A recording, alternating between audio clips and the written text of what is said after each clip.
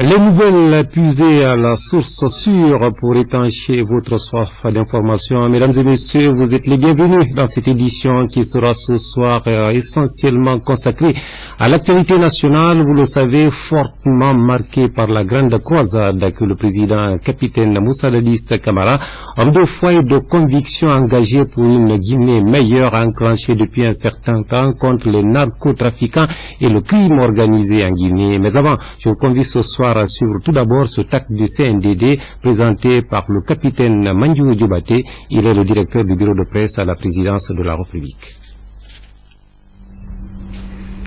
Communiqué du CNDD portant création et organisation du Comité national d'organisation des cérémonies d'installation officielle et solennelle de son Excellence capitaine Moussa Dadis Camara, président de la République, chef de l'État.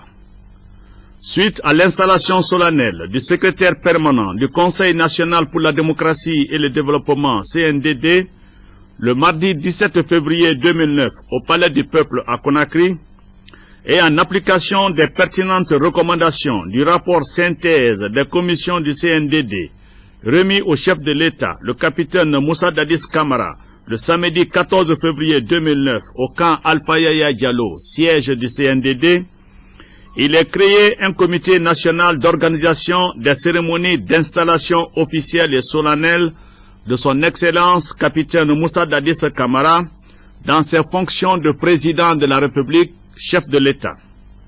Le comité national d'organisation est placé sous l'autorité du général de brigade Sekouba Konaté, deuxième vice-président du CNDD, assisté du secrétaire permanent du CNDD, commandant Moussa Keïta, et du coordinateur général des commissions, lieutenant-colonel So Mamadou Aliou. Le comité national d'organisation est chargé de 1. Élaborer et exécuter un programme d'activités socio-culturelles et sportives. 2. Identifier, d'accueillir, de sécuriser et d'assister les invités et personnalités nationales et étrangères. 3. Assurer et de coordonner la couverture médiatique de l'événement au plan local et international. Le Comité national d'organisation est la seule structure habilitée et compétente autorisée par le Conseil national pour la démocratie et le développement CNDD pour l'organisation, le suivi et l'évaluation de l'événement. Le Comité national d'organisation est habilité à créer toute structure d'appui qui jugerait utile pour l'accomplissement de sa mission. Conakry, le 26 février 2009, le général de brigade Sekouba Konaté, deuxième vice-président du Conseil national pour la démocratie et le développement, ministre de la Défense nationale. Je vous remercie. Et voilà, c'était donc l'acte du CNDD, acte relatif à la mise en place de la grande commission d'installation très prochaine et solennelle du chef de l'État, président de la République, le capitaine Moussa Dadis Camara, le chef de l'État engagé sur beaucoup de fronts, qui, vous le savez, a également juré solennellement devant le peuple de Guinée d'aller jusqu'au bout dans la grande croisade qu'il a enclenchée contre les narcotrafiquants dans le but ultime de nettoyer la grande maison, la Guinée. Alors le chef de l'État, le président du CNDD, a présidé justement hier au camp Alpha Yaya Diallo pendant 6 heures l'opération audition de quelques présumés coupables dans le trafic de drogue en Guinée. Il s'agissait, vous allez le voir, de hauts fonctionnaires de police, de gendarmes, d'officiers de l'armée, de magistrats et d'anciens ministres. Sanassa Camara, Adramé Bari pour le reportage. 5 heures, 36 minutes d'horloge pour auditionner ces hauts fonctionnaires et cadres de la police, de l'armée, de la gendarmerie et de la justice guinéenne. Ce dans le cadre du vaste programme du président de la République, le capitaine Moussa Dadis Camara et du CNDD concernant la lutte contre la drogue. C'est le secrétaire d'État chargé de la lutte anti-drogue, le capitaine Moussa Kebro Camara, qui fera savoir les raisons des interpellations. Courant les 5 dernières années, a fait l'objet d'une organisation criminelle des hommes et femmes ayant des pratiques de trafic international de drogue, cocaïne en Guinée.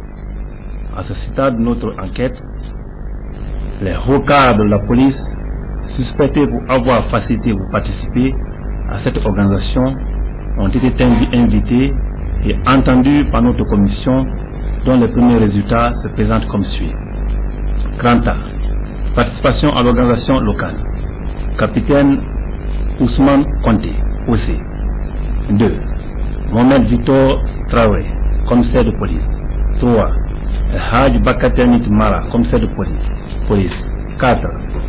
Feu Général Kefala Kamara, Grand 2. Officier et haut cadre des services de police, de gendarmerie et de l'armée chargé de répression et de la justice. 1. El Hadj Bakari Tenit Mara, ex-directeur local. 2. Sek Mohamed Bangoura, directeur général de local et de la police nationale. 3. Mohamed Massare, directeur de la sûreté. 5. William Fernandez, ex-substitut du procureur général de Conakry. En grand 3. Hiérarchie et commandement des services de sécurité et de défense. 1. Mamadou Bokita, ex-ministre de l'Intérieur et de la Sécurité. 2. Sekou Mohamed Bangoua, ex-directeur général de la police nationale. 3. Feu général Kefala, chef-état-major général des forces armées. Alors, grand B. Les principaux cas de saisie. Grand 1. Saisie de drogue à Farana. Grand 2. Saisie de drogue à Conakry. À l'analyse des informations contenues dans les documents et correspondances mis à notre disposition, il ressort que sur la période allant du 19 novembre 2006 au 10 avril 2007, l'aéroport de Conakry a enregistré 13 atterrissages d'avions non officiels. En fait, il s'agissait d'avions non identifiés, de faible tonnage et d'origine étrangère, qui débarquaient de colis suspects, tard la nuit, et repartaient aussitôt après approvisionnement en carburant, sous prétexte d'être vols spéciaux au compte du président de la République. Tour à tour, les différents interpellés prendront la parole, qui pour se défendre, qui pour brouiller les pistes, ou encore pour reconnaître que la Guinée était devenue un carrefour de trafic de drogue. La mission est partie de Conakry le 12, nous sommes arrivés à Farana, tard dans la nuit. On s'est présenté au commandant de l'escadron. Le commandant était en mission à Dinguira et son adjoint nous a reçus. Donc l'escadron, les 15 membres sont restés dans l'enceinte de la gendarmerie. Donc à la discrétion des personnes, parce que c'était une information à vérifier. Pendant 2, 3, 4, 5, 6 jours, nous sommes restés là. Donc les hommes sortaient que la nuit. Toute la nuit, on était enfermés dans la maison pour ne pas qu'il y ait fuite. À l'aube du 20, parce que Léance m'appelait, il ne voyait pas à Conakry, donc il fallait le déjeuner. Moi, je venais à Conakry à partir de ce jour. Je vais faire un accident ambulant. Donc entre Kindia, à l'entrée de Kindia, j'ai été appelé par mon adjoint. Donc maintenant, la mission a réussi. Je rentre à Kindia, le chef de commandement m'appelle de retourner à Kindia. Non, d'abord, tout d'abord, ma position, je dis, je suis entre Kindia et Conakry. Les hommes sont entre Mamou et Farana. Parce que c'est sûr, parce que mon adjoint m'a informé que la mission a réussi, la saisie a été effectuée à 11h. Donc je me suis retourné à Mamou.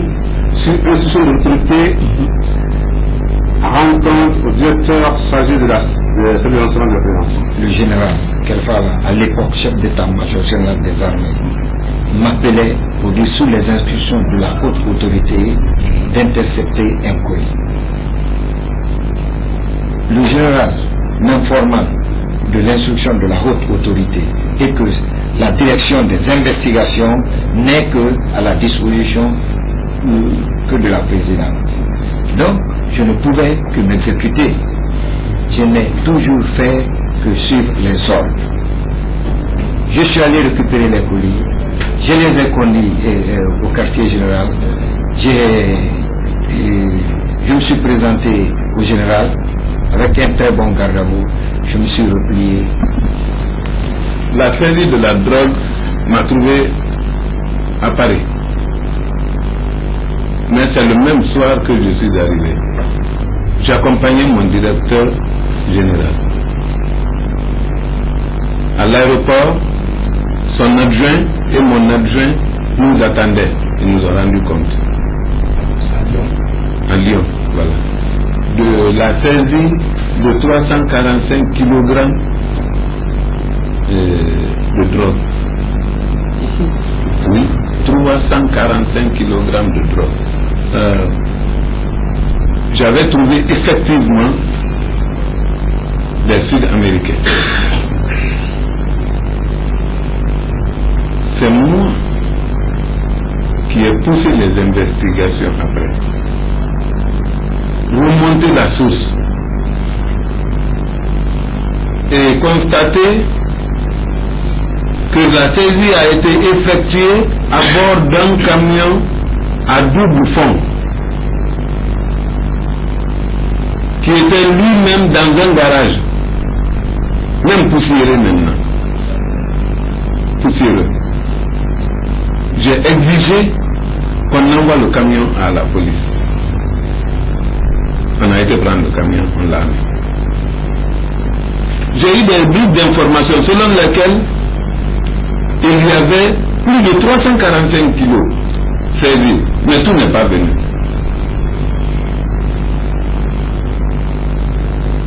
J'ai remonté cette filière aussi. Remonté, jusqu'à interpeller l'informateur. L'informateur m'a dit que vraiment il y avait assez de drogue et que tous les agents se sont servis.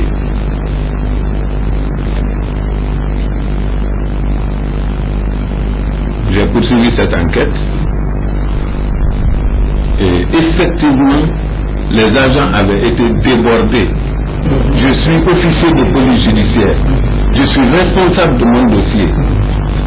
Et ils m'ont entendu, j'ai dit à l'enquêteur que je préfère libérer un coupable que d'envoyer un innocent en prison. Quand j'ai enquêté, c'est moi qui ai fait c'est moi qui ai ramassé tout le monde pour vérifier. Et je n'ai pas eu d'instruction pour dire qu'il faut les déférer. Non, j'ai fait un rapport. Je voulais appeler votre attention sur un fait. C'est qu'à un moment donné, mes services ont saisi de la drogue, en plus de l'argent espèce. Par peur que cet argent ne prenne une direction qu'il ne doit pas prendre, et dans le souci du renflouement de la caisse de l'État, j'ai ordonné au directeur général que l'argent me soit apporté au bureau.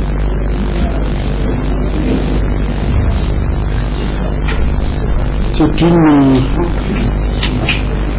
instruction à laquelle il a obéi. Il m'a fait porter l'argent au bureau. Et puis après, j'ai porté l'information de cette saisie en conseil du gouvernement. Les instructions m'ont été ainsi données de verser l'argent au trésor public. C'était un montant de combien? C'était un montant de 150 000 $. Quand les instructions m'ont été données par le Premier ministre de verser au trésor public, le même jour, il y a une mission du gouvernement qui voyageait au Forum de Paris. Le ministre Doré, qui était là, à l'époque, le ministre de l'économie, des finances et du plan, m'a dit: ah, tu poses le problème à juste moment. Nous allons voyager ce soir. Les périodes des membres du gouvernement ne sont pas au complet.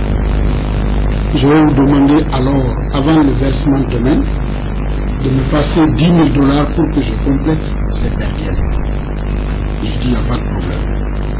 Je dis: je vous le porterai seulement à l'aéroport pendant le voyage, quand je serai là à vous accompagner.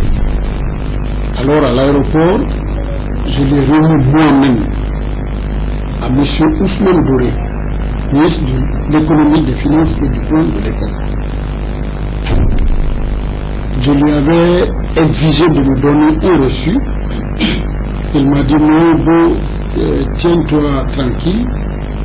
Nous sommes entre nous membres du gouvernement, je ne te donne pas maintenant un reçu. Quand tu feras le versement de 140 000 autres à mon DAF, ce que je te demande de faire le lendemain, lui il te donnera le reçu de montant total. Je dis tant mieux. Le lendemain, j'ai appelé mon DAF, Antoine Bourré, qui est actuellement le DAF du ministère de l'Agriculture. Je dis, compte-moi cet argent. Il a compté, il dit ça fait 140 000 $. J'ai dit, va me le remettre au DAF des Finances sur instruction de son ministre qui a voyagé hier. C'est ce qu'il a fait. Et je lui ai dit, vous me ramenez un reçu. Il est revenu, il m'a remis, il m'a tendu un reçu.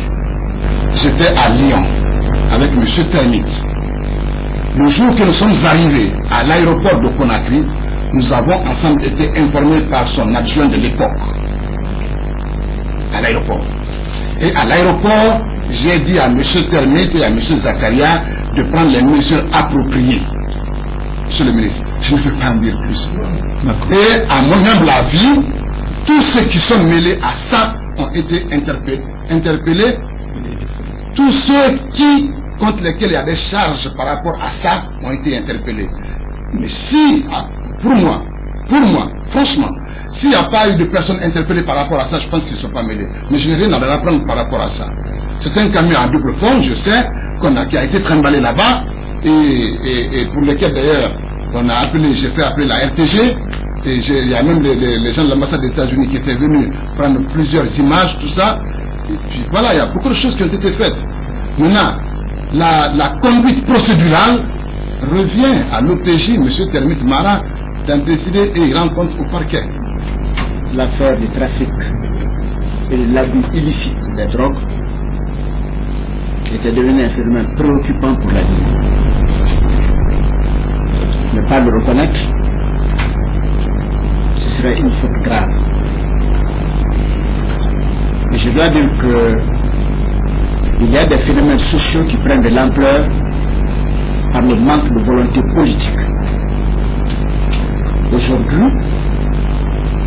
la volonté politique exprimée par vous de façon sincère et dynamique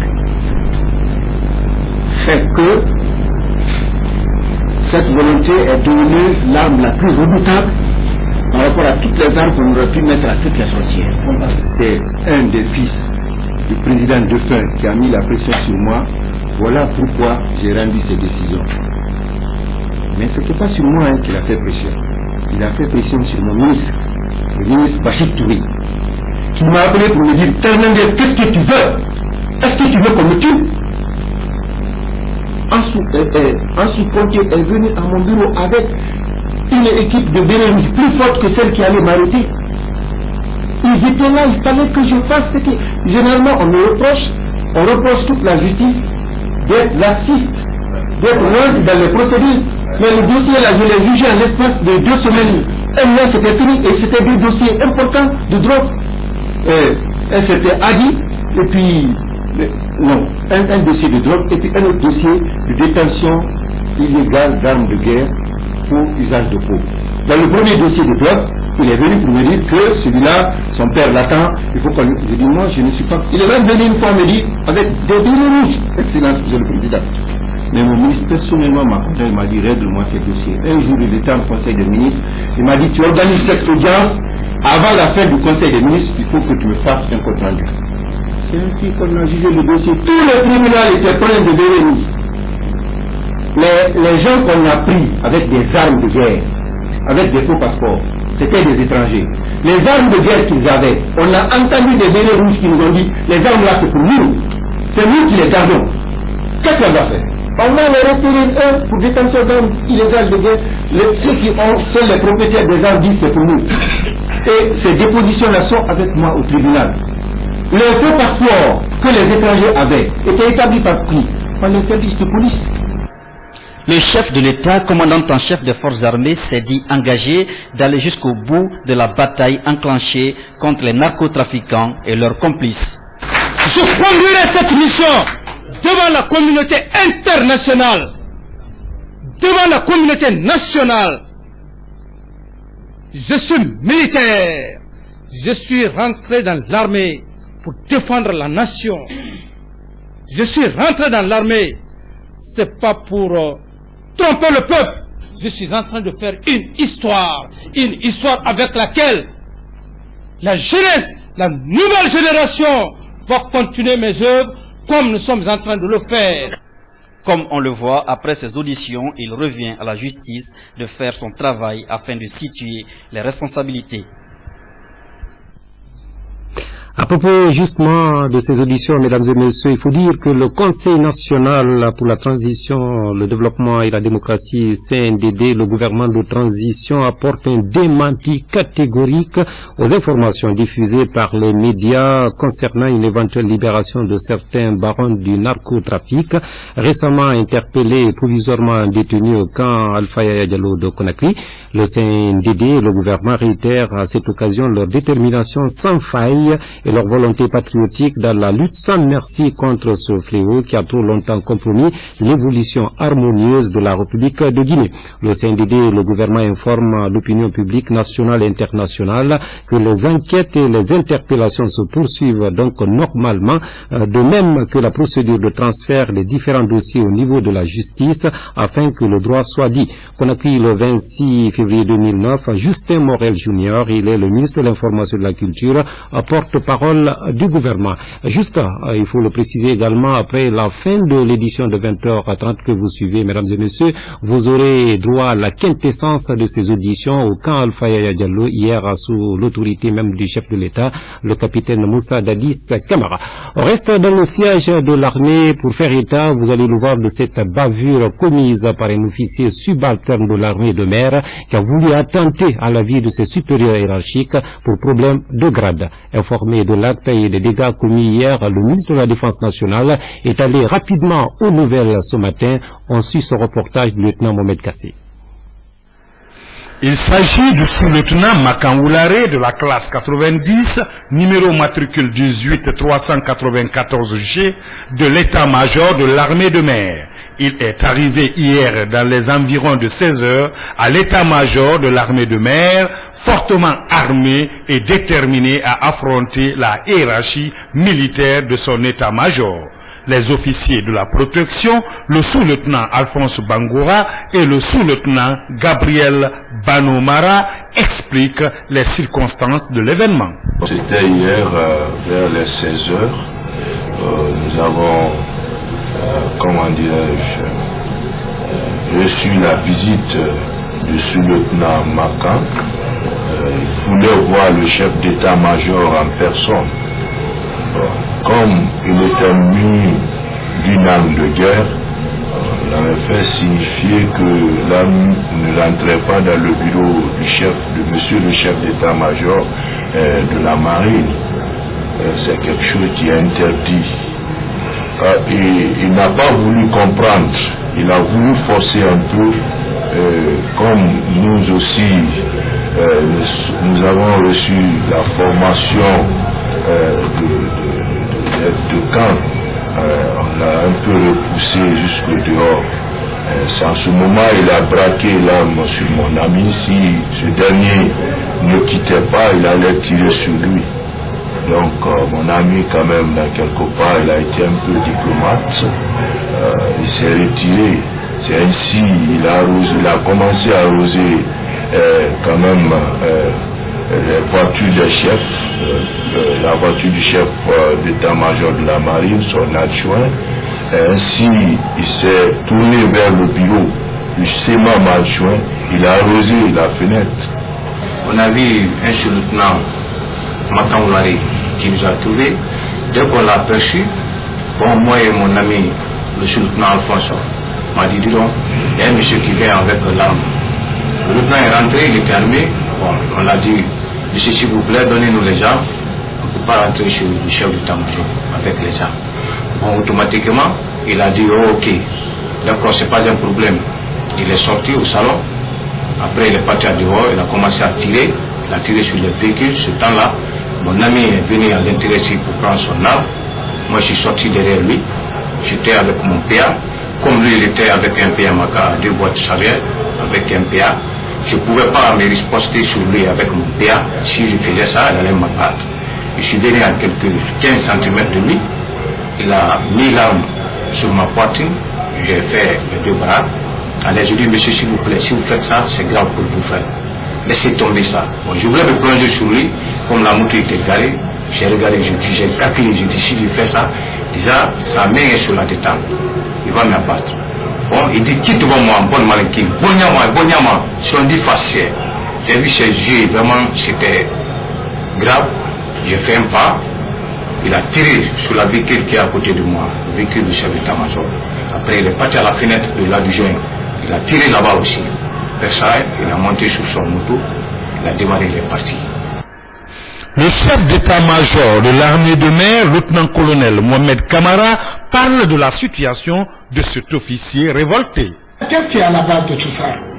Il y a de cela un mois et quelques, quand j'ai vu Makan porter le grand lieutenant plein. Je n'avais pas déménagé dans mon bureau, j'étais en haut, on s'est rencontrés sous l'escalier.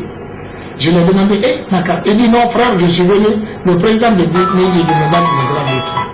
Je dis le président, je dis tu as une note? Il dit non. Je dis moi le président m'a ordonné de mettre le grand lieutenant-colonel, mais pour le moment j'ai commandant, pour son respect. Je dis parce que tout le monde sait que le président c'est un homme d'acte.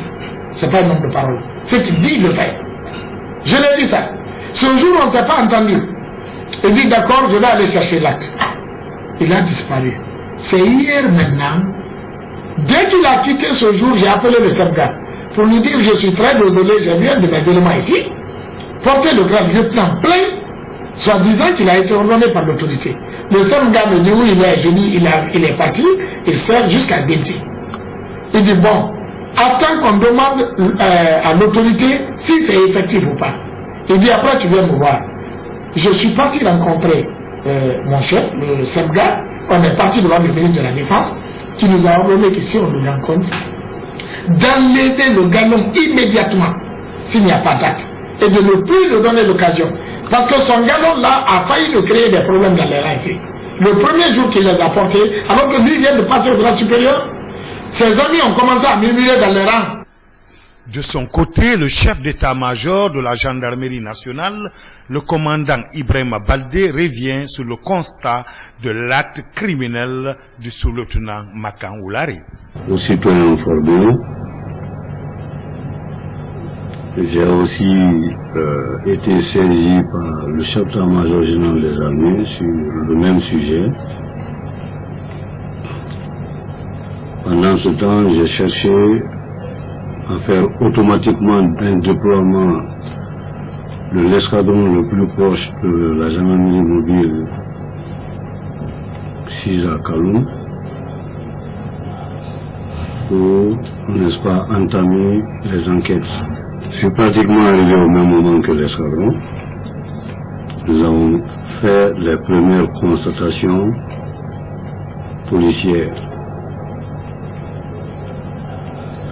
Mais ce qu'il faut retenir de ces premières constatations, c'est que le lieutenant en question est venu librement rentrer dans les enceintes de l'état-major. Il a usé de son arme sur plus de 20 coups de feu, puisqu'on a pris les étuis, nous avons encore les étuis. Il s'en est ressorti avec, n'est-ce pas, son arme sur la même moto qui l'a permis de rentrer, n'est-ce pas, dans les enceintes, sans pour autant être inquiété par n'importe qui que ce soit. Alors, je ne vais pas maintenant là vous dire tout ce que nous sommes en train de faire sur le terrain. À partir des premières constatations, nous avons automatiquement mobilisé toutes les forces de gendarmerie, après avoir procédé au bouclage, n'est-ce pas, de toute la base arrière, pour empêcher qu'il quitte la ville. Et à l'heure où je vous parle, nous sommes en train d'utiliser des pistes très très plausibles qui vont nous permettre les moments qui suivent, de mettre main sur le soi-disant Makamolari.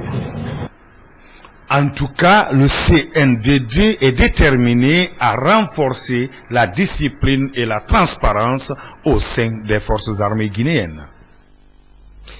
Bien, avant de passer à d'autres facettes de l'actualité, nous allons vous livrer le contenu de ce communiqué du CNC à l'attention des responsables des médias et des associations de presse du pays. Le Conseil national de la communication informe les médias nationaux du report de leur rencontre qui était initialement prévue ce jeudi 26 février 2009 avec le chef de l'État, le président de la République, le capitaine Moussa Dadis Camara. Et à cet effet, le Conseil national de la communication invite les médias nationaux à une rencontre de concertation à son siège demain, vendredi 27 février 2009 à 11h temps universel.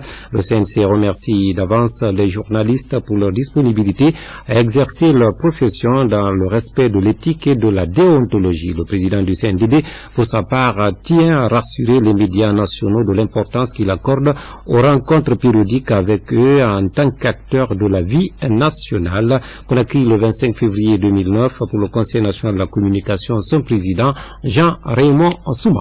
Dans l'actualité également, le Premier ministre, chef de gouvernement, a reçu en audience l'ambassadeur de Chine en Guinée ainsi que le numéro 2 du département malien des transports et des équipements et émissaire du gouvernement malien à Conakry.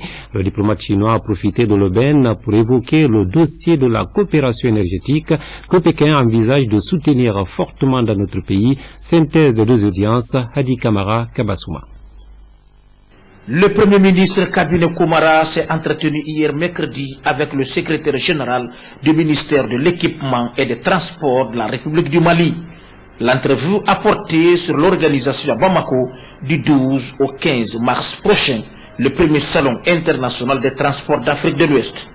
Un cadre d'échange qui devrait permettre aux participants à ce salon de développer les services et les moyens de transport des différents pays de l'Afrique de l'Ouest. Notre visite ici en Guinée, c'est une mission d'information et de sensibilisation autour de la première édition du Salon international des transports d'Afrique de l'Ouest qu'organise le ministère de l'Équipement et des Transports du Mali sous le parrainage de l'Union monétaire et économique ouest-africaine. Ce salon, ce site travaux se tient donc à Bamako du 12 au 15 mars 2009 et a pour objectif d'ouvrir un cadre d'échange sur la problématique du transport en Afrique de l'Ouest. Vous savez, de 2002 à 2008, le Mali a réalisé d'importantes infrastructures pour le désenclavement du pays.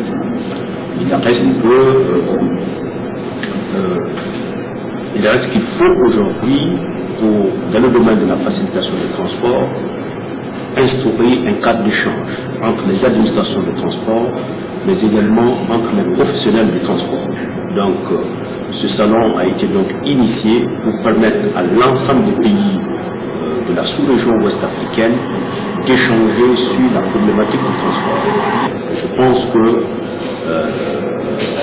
à l'issue de ce salon, un cadre d'échange, un cadre de partenariat va donc pouvoir être mis en place entre les opérateurs économiques maliens et les opérateurs économiques guinéens. Ce salon offrira l'opportunité à l'ensemble des opérateurs économiques, à tous ceux qui font du business dans le port de Conakry, que ce soit des transitaires, que ce soit des sociétés qui sont là implantées, que ce soit des agences maritimes qui pourraient écouler du trafic vers le Mali ou du Mali vers la Guinée, de profiter de ce forum pour vendre l'espace, la place portuaire au Mali. Ensuite, le Premier ministre a reçu en audience l'ambassadeur de Chine en Guinée.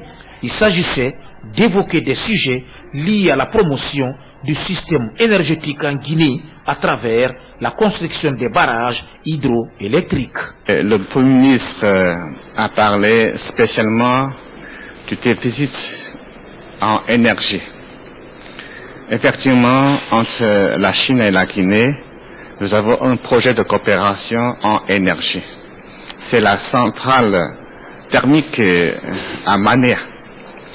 Et lors de la visite de l'ex-premier ministre Didiane Soare en Chine, en août de 2008 dernier, le Premier ministre chinois a confirmé le soutien de mon gouvernement pour les études de faisabilité de la centrale thermique de Mania. Et pour le moment, l'entreprise chinoise CMIC fait le travail pour préparer un rapport de faisabilité sur ce projet. Nous sommes à ce stade-là. Après le rapport de faisabilité, l'Exim Bank de Chine va faire encore les études pour demander des informations complémentaires avant de soumettre le projet au gouvernement chinois pour l'approbation. Donc, le principe est acquis pour ce projet, mais la procédure est encore nécessaire. Voilà la situation. A versé toujours dans ce chapitre diplomatique la première grande rencontre que le ministre guinéen des Affaires étrangères a eue ce matin avec les ambassadeurs, représentants d'agences, institutions internationales et consulaires dans notre pays. Le chef de la diplomatie guinéenne a profité de l'occasion pour transmettre les messages forts du chef de l'État, le capitaine Moussa Dadis Camara, et du gouvernement en matière de nouvelles donnes dans la coopération avec les pays et institutions. Makali Souma nous restitue la rencontre. C'est la première prise de contact du ministre Alexandre Cesselois avec les chefs des missions diplomatiques et consulaires et institutions internationales accréditées en Guinée depuis sa prise de fonction. Une prise de contact marquée par des messages forts du gouvernement guinéen. Si de façon classique, la prise de pouvoir par l'armée a toujours été perçue par la communauté internationale comme une rupture de la démocratie et une violation massive des droits de la personne, les événements du 23 décembre 2008 en Guinée n'obéissent pas à cette logique. Cette action salutaire a suscité l'adhésion des populations guinéennes, acteurs politiques, syndicats, sociétés civiles, confessions religieuses et coordination régionale. C'est pourquoi je tiens à réaffirmer le principe du CNDD du gouvernement de respecter les engagements internationaux auxquels la République de Guinée a souscrit et les principes fondamentaux énoncés dans le traité de la communauté des États de l'Afrique de l'Ouest, dans l'acte constitutif de l'Union africaine et dans la charte de l'Organisation des Nations Unies. Des questions telles que la restauration de l'autorité de l'État, la lutte contre la corruption, l'insécurité et l'impunité, en passant par la lutte contre le trafic et la consommation des drogues, sans oublier l'organisation d'élections démocratiques, libres, transparentes et crédibles d'ici fin 2009, ont été abordées par le chef de la diplomatie guinéenne et son homologue de l'administration du territoire et des affaires politiques. Une occasion mise à profit par le doyen du corps diplomatique pour remercier le gouvernement et le CNDD pour les actions entreprises. C'est à travers un échange fructueux que certains diplomates ont essayé de faire éclaircir quelques points d'ombre et d'autres pour apporter des clarifications. Je serais reconnaissant pour un petit éclaircissement quand on parle des élections, du chronogramme des élections, du processus électoral. Dans la situation actuelle, auxquelles élections pensent-elles les autorités guinéennes? Est-ce que ce sont les élections législatives, la préparation desquelles dure depuis un certain nombre d'années, je dirais, ou bien ce sont les élections dont la nécessité présidentielle, dont la nécessité s'est posée avec le décès du président de la République, général Lansana Conté, ou bien ce sont les élections locales qui normalement devaient se passer cette année, ou bien c'est toutes les trois élections que les autorités guinéennes ont entendues.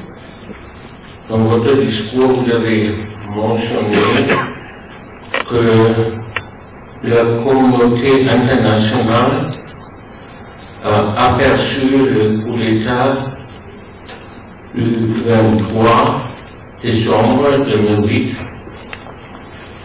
comme une rupture de la démocratie. Ce n'était pas l'opinion et la perception du côté de l'Union européenne.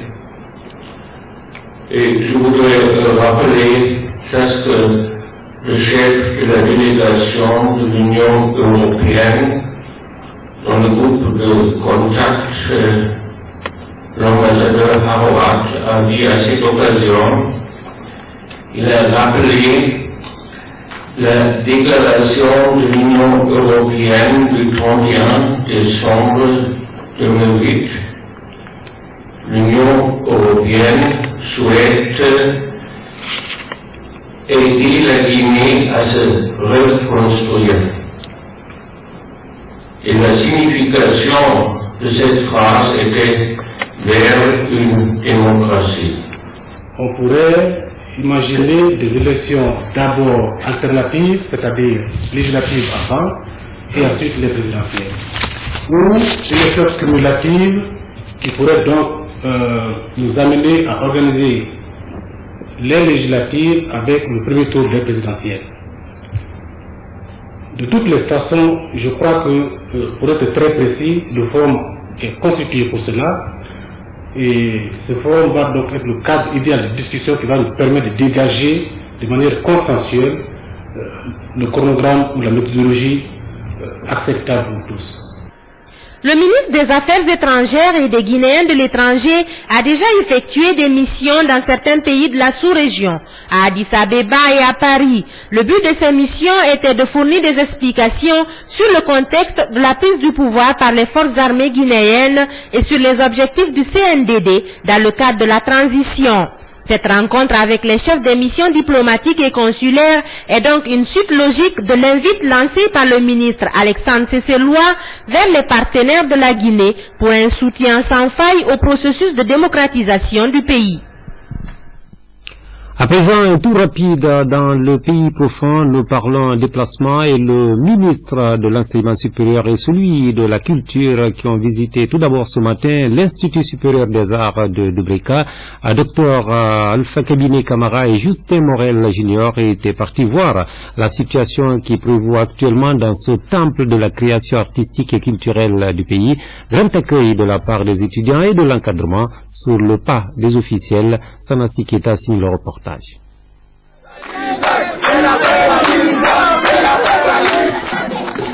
C'est dans cette ambiance festive que les étudiants de l'Institut supérieur des arts de Guinée, ISAG, ont accueilli cette délégation. Une délégation conduite par le ministre en charge de la culture et celui de l'enseignement supérieur. Satisfait de cette visite, le directeur de l'Institut a mis l'occasion à profit pour rendre d'abord un hommage mérité à la délégation avant d'évoquer les problèmes auxquels son institut se trouve confronté, notamment le problème de logement, de salles de classe, d'eau et d'enseignants. Des problèmes face auxquels la direction générale de l'ISAG demande l'appui des deux ministres pour améliorer substantiellement les conditions de vie et d'études des étudiants. Le manque d'infrastructures est de loin le plus préoccupant.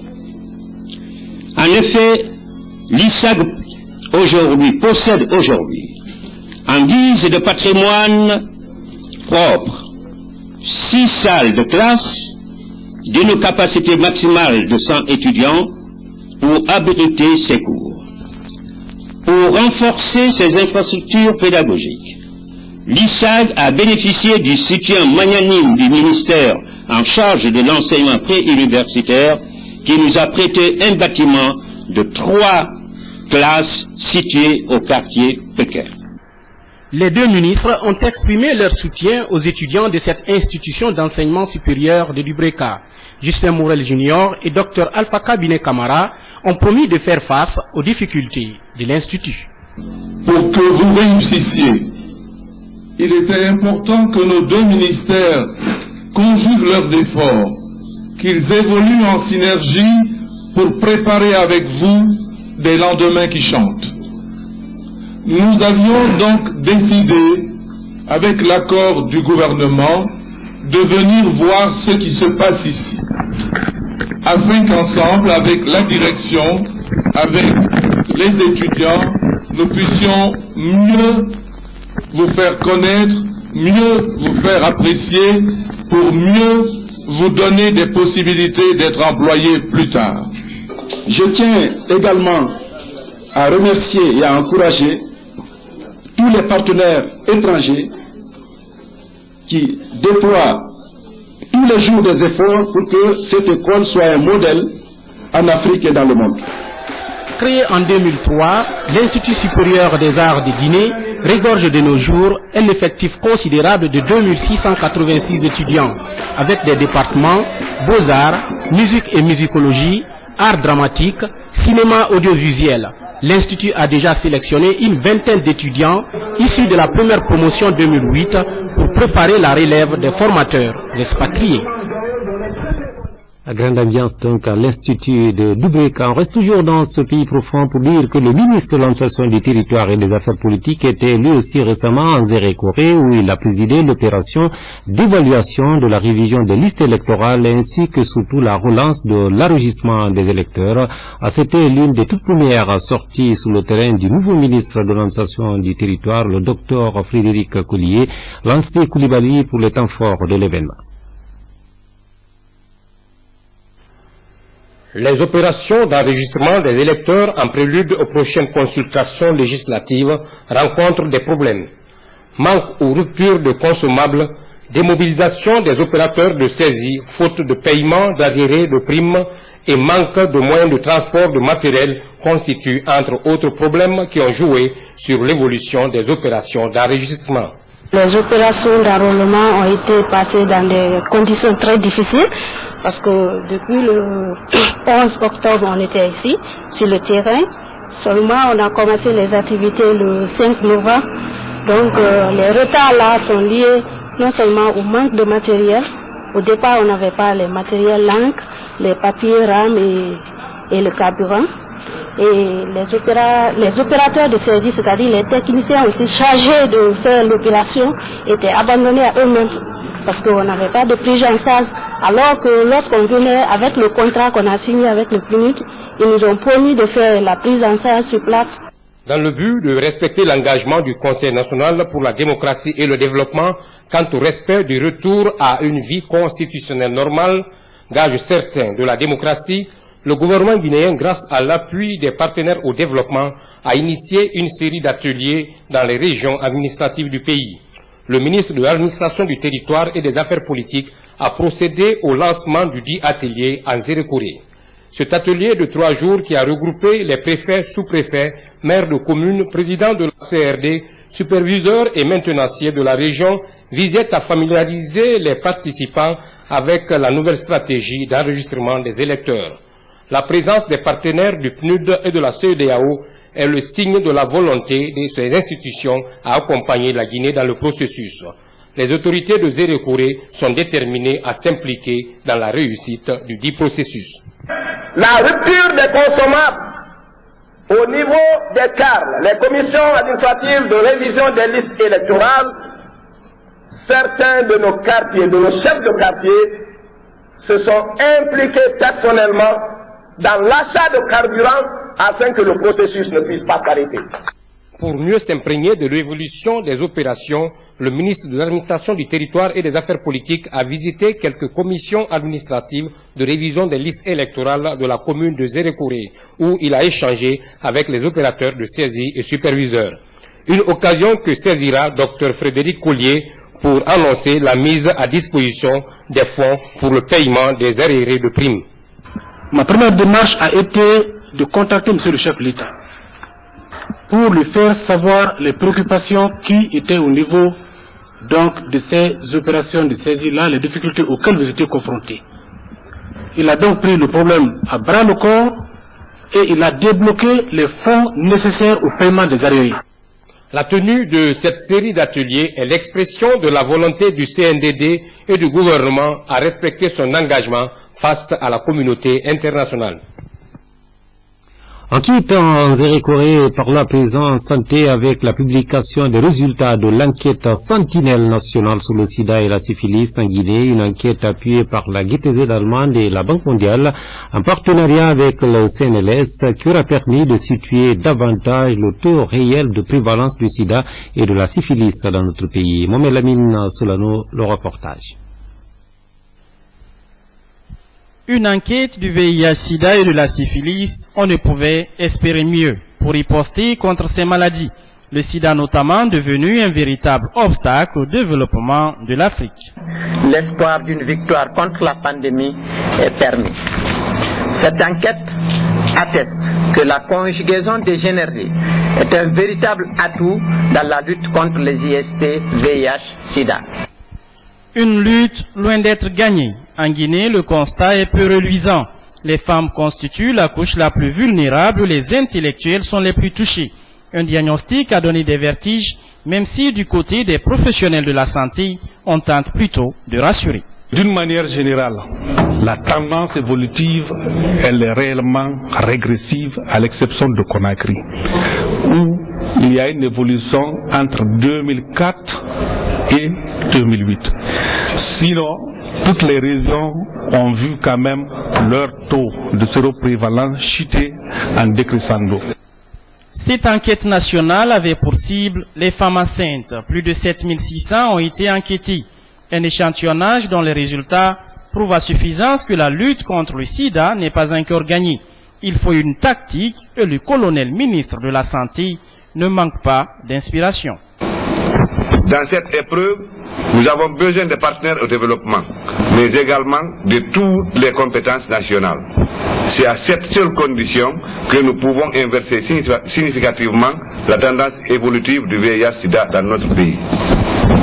Redoublons donc d'efforts et profitons des données remarquables de la présente enquête pour orienter et adapter nos activités de prévention et de prise en charge des IST, VIH-Sida, car à présent, cette étude nous offre un excellent outil de travail au service des planificateurs, voire de tous les acteurs de la lutte contre le VIH. Pourtant, des formations, il y en a eu, des sensibilisations aussi. Beaucoup plus d'ailleurs, selon certains observateurs, que le mal est loin d'être repoussé. Il faut sans doute changer de méthode, c'est l'avis de certains professionnels de la santé, pour bouter le sida hors de la Guinée. À la page culturelle de cette édition avec un grand événement qui pointe à l'horizon, c'est l'organisation au mois d'avril prochain de l'élection Miss Mano River Union.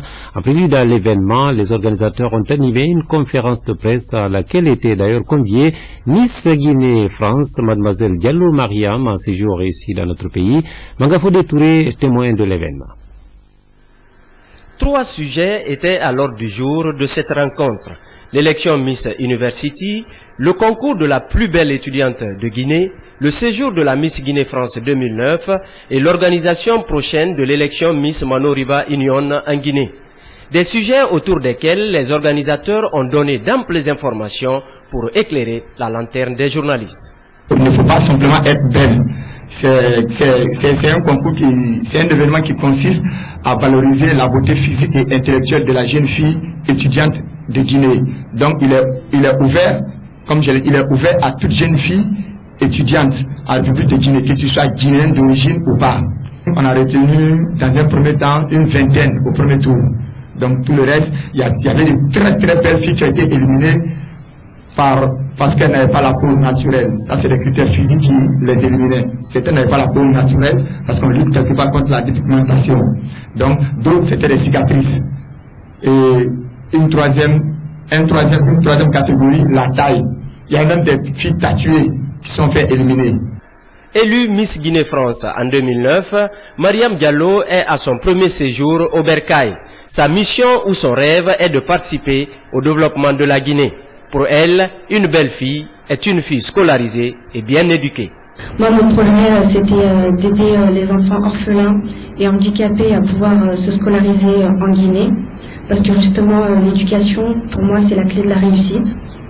Ensuite, pour moi, c'est pas seulement la beauté physique qui compte, c'est justement la beauté intérieure qui regroupe un ensemble de qualités telles que l'intelligence, le respect, la générosité de la jeune fille guinéenne.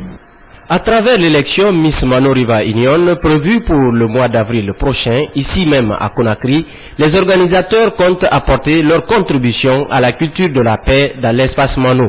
Ceci pour le développement des pays membres. Nous allons profiter de ces concours-là pour qu'autour nous puissions, en tout cas, faire découvrir l'enseignement supérieur de nos différents pays, pour y poser des actions vraiment concrètes pour que l'école dans nos pays soient vraiment ces lieux-là où on façonne la jeunesse africaine. Les préparatifs vont bon train et les candidates se disent prêtes à compétir. Qui sera donc la plus belle étudiante de la Guinée? La réponse, c'est ce samedi au Palais du Peuple. L'élu représentera la Guinée à l'élection Miss Manoriba Union.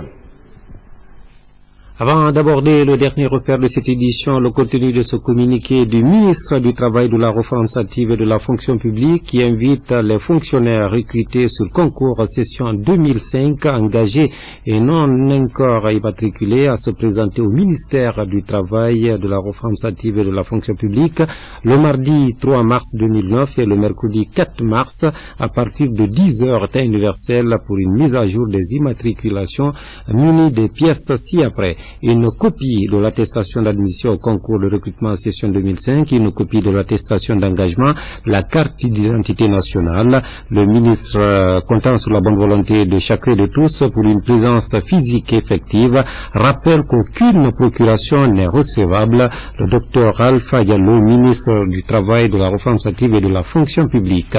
Le dernier repère de l'édition, c'est la rubrique On en parle dans la cité. Eh bien, ce soir, les Guinéens s'expriment, vous pouvez vous en douter, par rapport à l'opération même propre dans la croisade contre les narcotrafiquants, lancée, vous le savez, par le chef de l'État, le capitaine Moussa Dadis Camara, président de la République, président du CNDD, un micro-trottoir réalisé par Isidore Gonana Nanamou de Tunkarata. Je vous invite à suivre.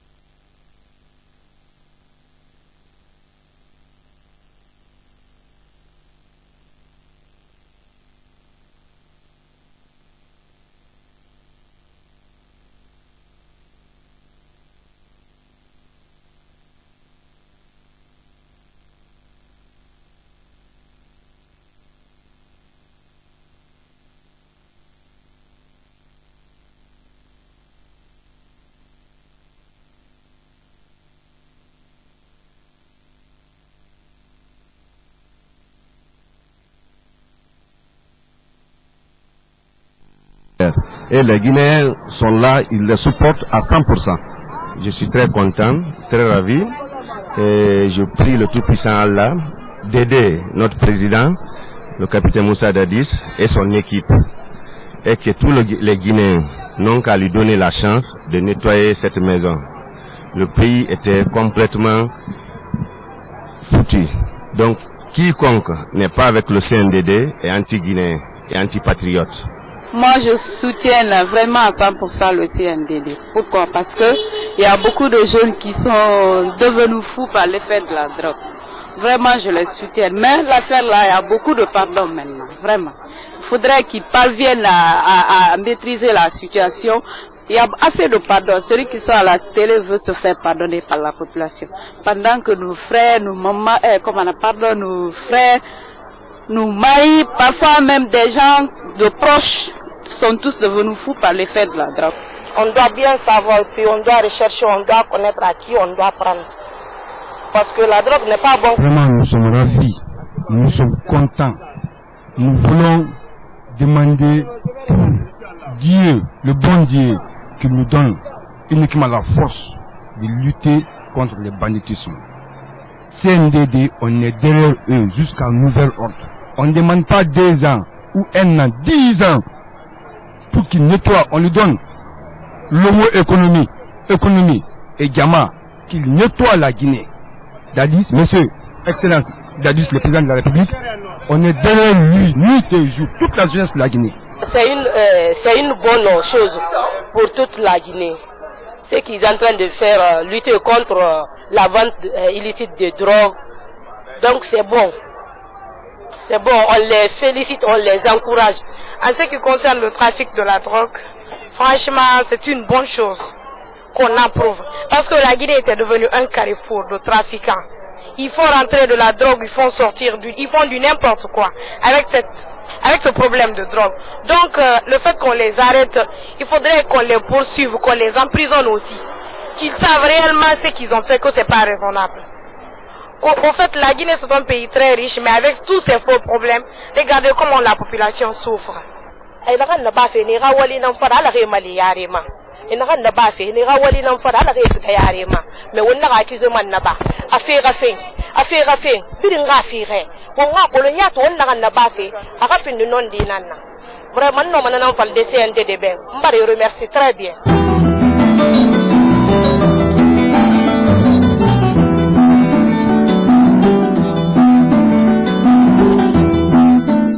Et voilà, c'était donc la parole guinéenne à propos de l'opération Main Propre. Et c'est la fin de cette édition qui a été réalisée par Francis Coulier avec au cadrage le duo Ousmane Kamara Yakuba Doumbouya. L'infographie ce soir était signée Faraban Magasouba. L'équipe technique est celle de l'âge Nabi Souma, Fernand Bangoura. Merci de nous avoir accordé votre attention. N'oubliez pas, juste après la grande page commerciale, vous aurez droit à une grande partie de l'opération audition des personnes interpellées par rapport à l'affaire de drogue dans notre pays, une exclusivité sur les antennes de la radio-télévision guinéenne. Merci de nous garder dans vos cœurs et dans vos demeures. Bonsoir et à demain, Inch'Allah.